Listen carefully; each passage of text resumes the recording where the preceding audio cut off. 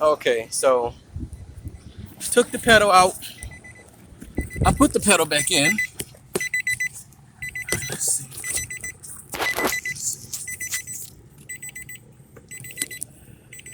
See that bolt? Yeah, there you go. So if that thing sits too low and it doesn't read the proper voltage, that throttle body won't engage.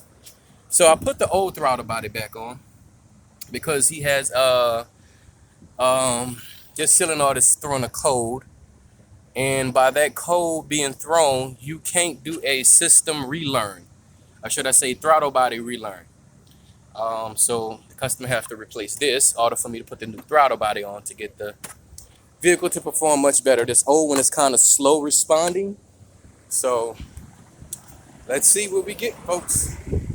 At first we could crank it up, but it wouldn't go nowhere. Let's see.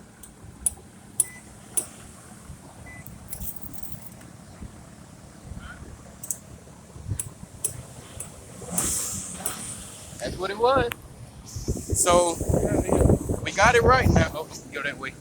We got it right now. The vehicle is reveling and it is idling.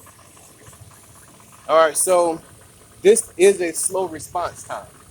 When you hit the pedal, it should just go. It takes a few seconds for that thing to respond. So once we do this, put the new one on, and you wouldn't have no problem.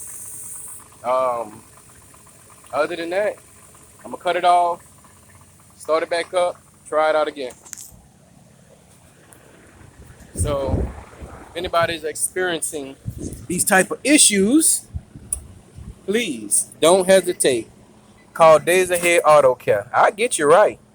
But remember, it may cost you a little, it may cost you a lot, but it's gonna cost you. This is Days Ahead Autocare and another satisfied customer.